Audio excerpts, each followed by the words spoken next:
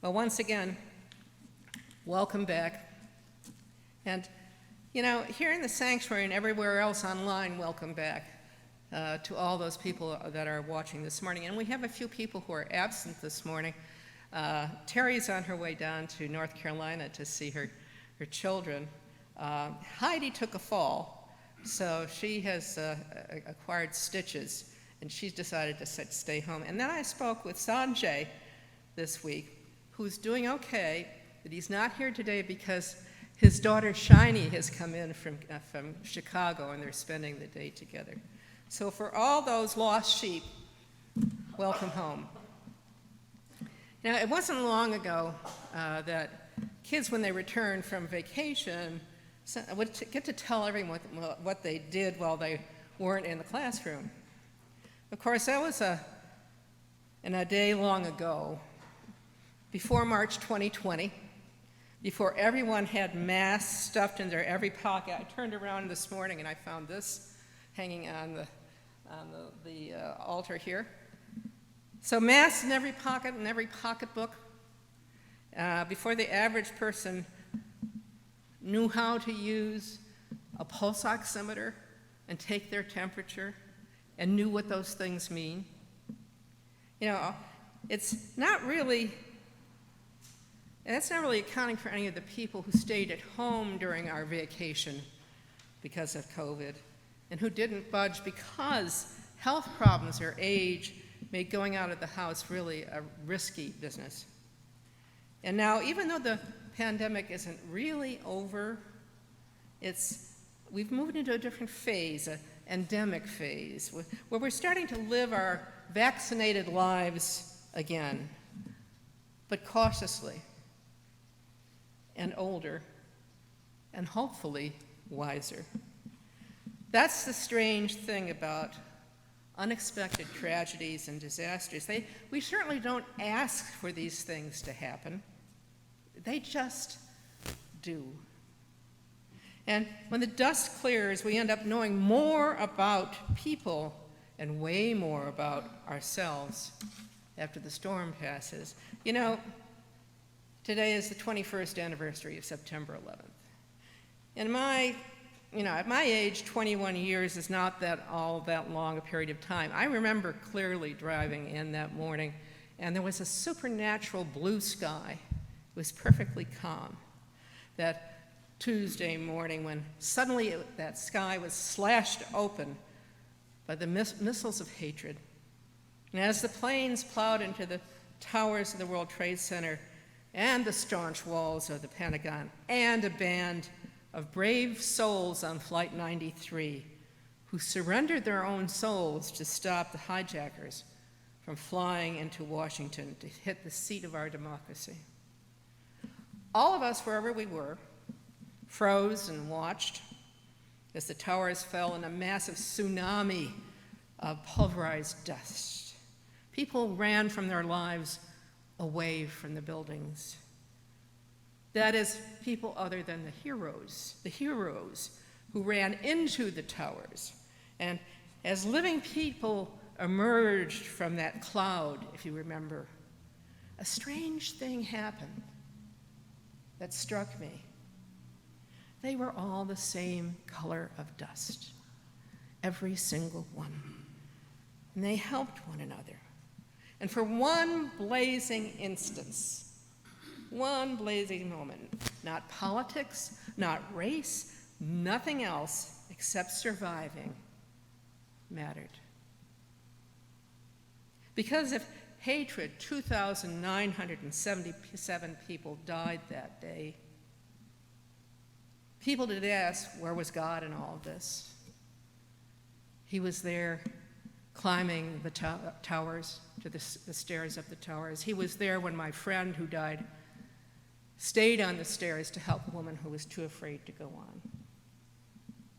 For a few shining moments, we Americans had a new sense of who we are and what was trivial and what really mattered now. So here we are today, coming out the other side of another kind of tragedy. This one wasn't hatched by hatred. This time the virus mutated and infected humanity in our unbalanced environment that we seem to keep ignoring the consequences of our actions. This time around, in the blink of an eye, the world went from a busy social world into one in which we began to live, as some have called it, kind of a monastic monk's life. We're suddenly sent home. The streets were empty. Everything was quiet and still. I remember at that point that I have woods in back of me. The animals, after a week or so, started coming out and looking for us. It's like, are you all right? Where are you? As the death toll rose from the virus, so too did our anxiety and our sense of loss of control. Today, and we kind of forget this, a total of 1,075,569 people in the U.S. alone have died out of COVID. Across the world, that's a number that exceeds 6 million. 6 million. Could we have thought that in March 2020? Where normally we had friends to help us with that sense of loss of control. There were families and teachers we used to rely on, and church we could go to for comfort. Suddenly, it wasn't there. The direct experience of the people and the groups we counted on was taken from us. And what we were left with was the distancing of Zoom calls. In the beginning months of the pandemic, there was a palpable anxiety in this church and elsewhere that prompted us to gather in the middle of the week on Wednesdays instead of just trying to get online and on Zoom on Sundays. However, as the weeks elapsed, many of us found our way to pray on our own, or if we could go outside, to seek out God, on socially distanced nature walks. And that's a wonderful thing. But I was especially struck by how hard it was on our parents who had been trying to give their children a religious education through their church or synagogue. All of us had the same thing happen. But we rapidly discovered, even though we were broadcasting, that children had a very low tolerance for even more Zoom learning.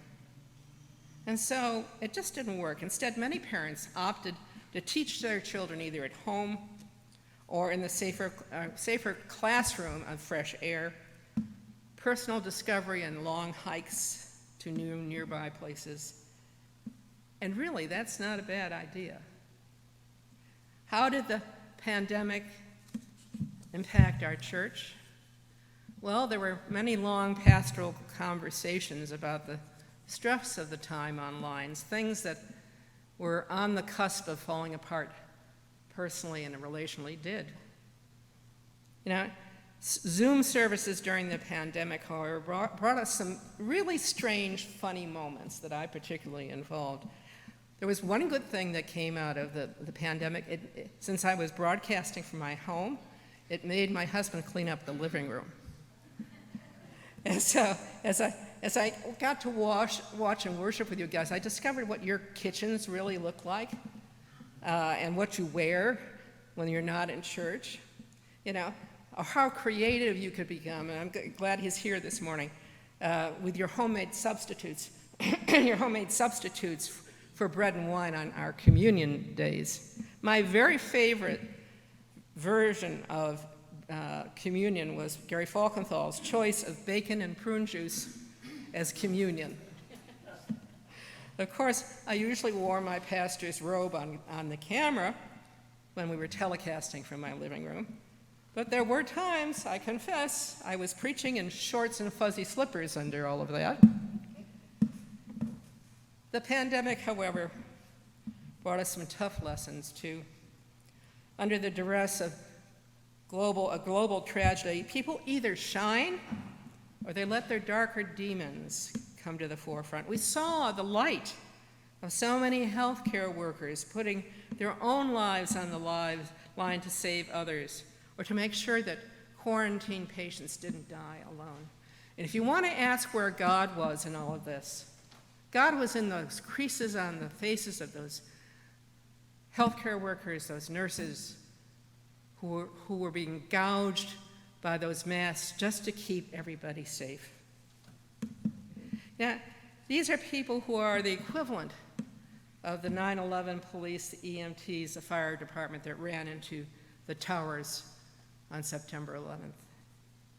However, for the last several years, and I've talked to people from the hospital, including Diana Duhamel, who explained this to me, because before the pandemic, we started to, with our anxiety, feel entitled to lambaste people and attack people. That started happening to our healthcare workers. They were abused over at the hospital. And people that disagreed with them could become extremely nasty. In addition, I think we can also look back and recall the ways we personally showed our care for one another during the pandemic by masking, vaccinating, and keeping social distancing. Unfortunately, some of us may have been on the receiving end during that time of people who were angered when we went out wearing our masks, because to them, they were not badges of caring, but triggers for politics. It was a little like encountering a wild beast when we had finally ventured out timidly in the middle of the pandemic. And if you may have noticed that quite a few wild beasts have come out of their lairs during the pandemic because no one was there to stop them. Beasts like racism, white supremacy, anti-Semitism, and just plain stupidity.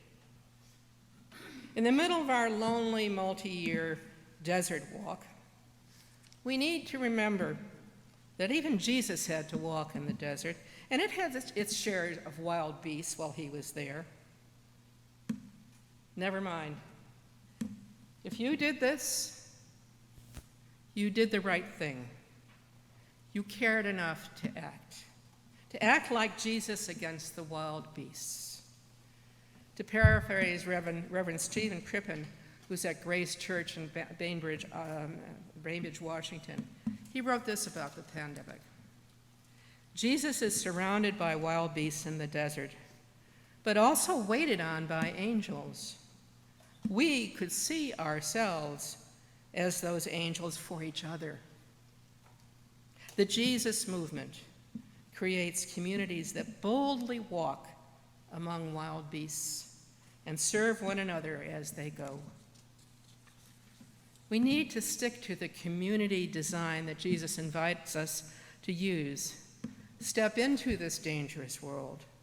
For God made this world to be lived in, and serve each other like angels serve Jesus. That means we need one another to meet together in community, as we have this morning or online. Now that we can, and now look for new ways to serve this community when we have the opportunity. Our joy, our music, our song is the one thing that will draw people to this place. And may the grace of our own self-discovery teach us how to engage this church in a new way to benefit the community that encircles us, even if it means adapting to change. Amen.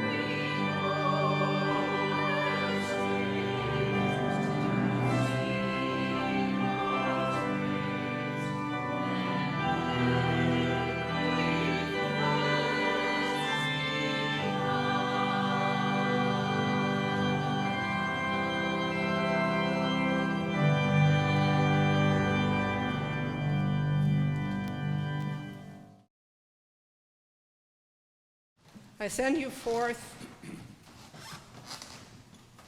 to continue your journey.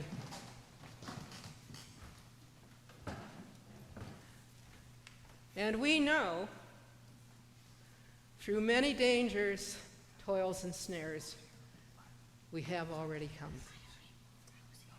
And many more will come. But as long as we have God and we have each other, we'll be okay. May God bless you and keep you all this week. May God help to solve your problems. May God heal those people that you love that need healing. May God reach into your heart, and may you feel God's presence all week long, and well into the future. Amen.